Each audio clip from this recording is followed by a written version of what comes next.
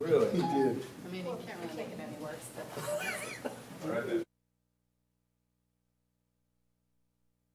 I'd like to call the meeting for the Finance and Audit Committee for the Sacramento Metropolitan Fire District to order. Board Clerk, would you care to take roll, or is it necessary?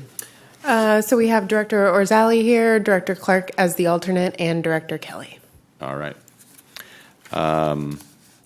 We have a public opportunity to discuss matters of public interest within the committee's scope, including items on or not on the agenda. Do we have any speakers? There are no speakers this evening. All right, moving on to consent items. What's your pleasure with the consent items, gentlemen? Motion to approve.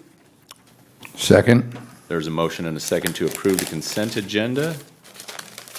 Would you care to call the roll?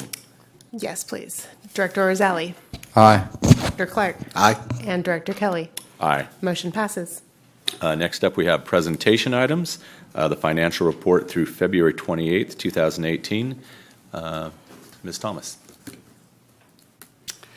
Good evening, directors, Chief Harms. Amanda Thomas, Chief Financial Officer for the district. So this evening I have the financial report for the 8 months ended February 28th, 2018.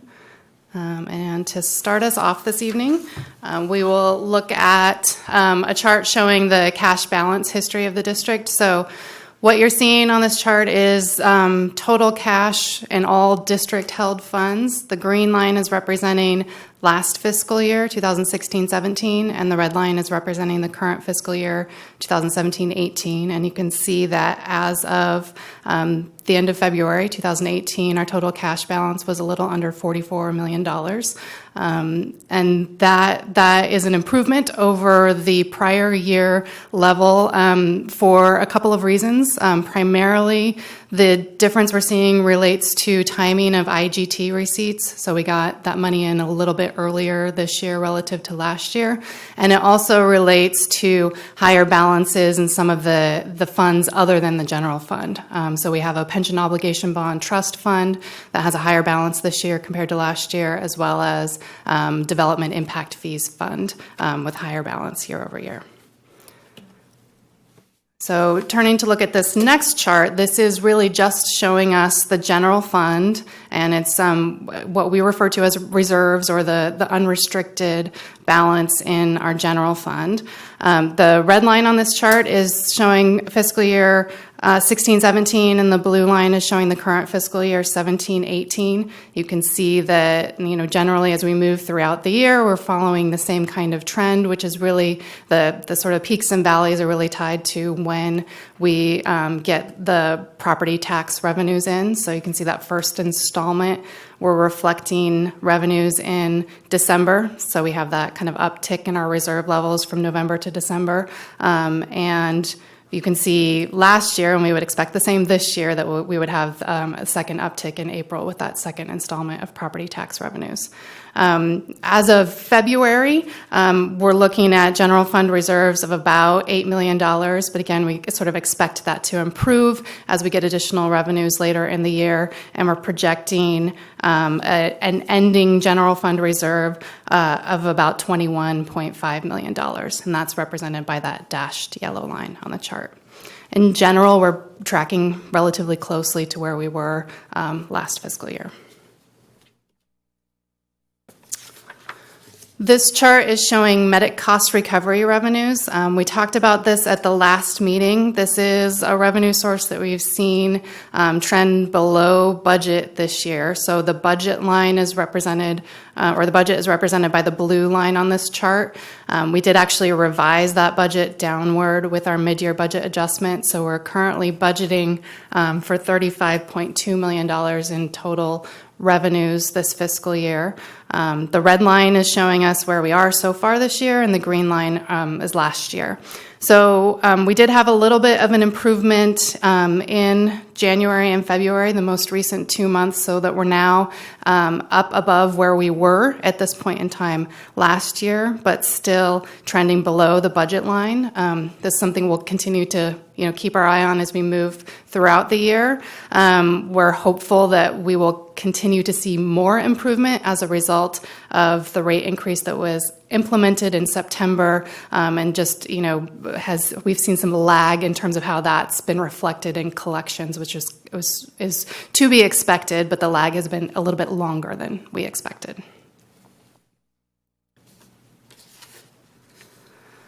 The next chart is showing total revenues. This fiscal year is represented by the red line.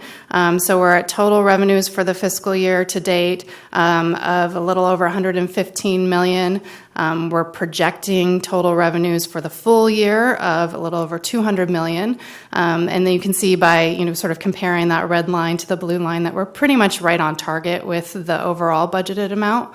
So despite the fact that we're trending below budget for medic revenues, overall we're on target, and that's primarily due to the fact that our property taxes were collected a little bit earlier this year relative to what we would have expected, because there were some additional payments that were made at the end of the calendar year as a result of changes in, as a result of the federal tax legislation and people, wanting to get those tax payments in the calendar year 2017.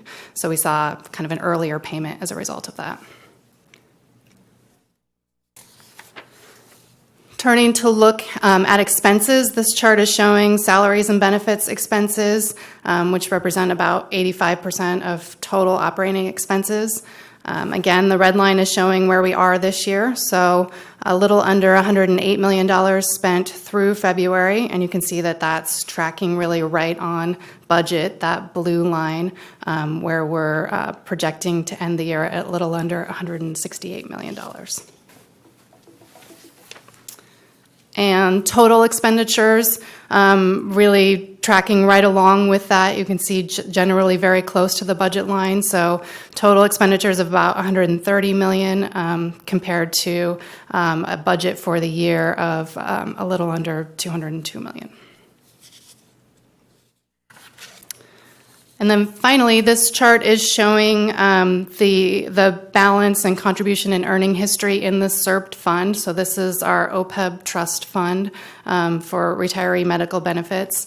As of the end of February, we had a balance of about $32.7 million in that fund, and that's not represented in any of the other numbers that I've discussed tonight, because this isn't a district-held fund. It's a trust to be used only for retiree medical benefits.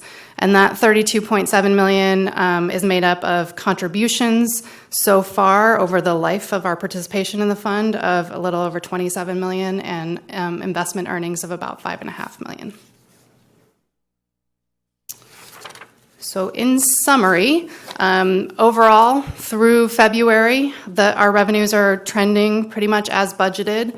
The medic cost recovery revenues do continue to lag the budget, but through February, we are now exceeding the prior year actual numbers.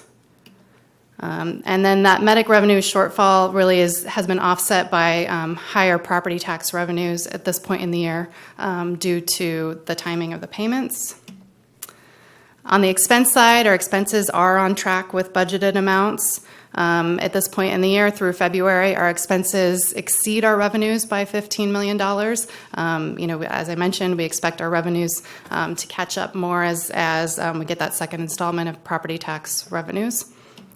And finally, our total cash balance is higher than the prior year, and that's primarily due to the timing of IGT receipts and higher balances in our non-general fund balance. That concludes my presentation, but I'm happy to take any questions you might have. I have none. Any questions from the group?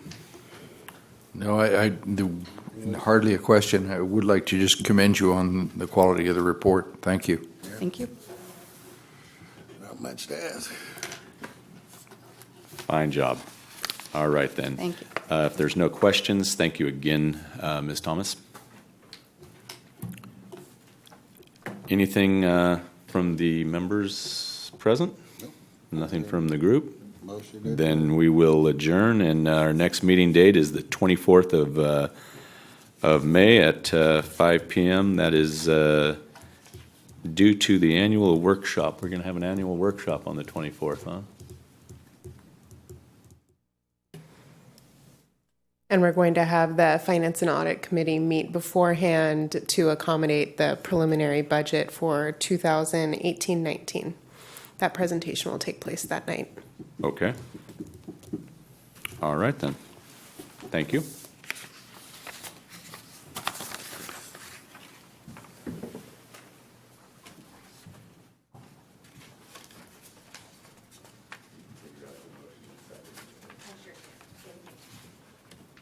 There just wasn't a big group of people up here to get confused by. Okay.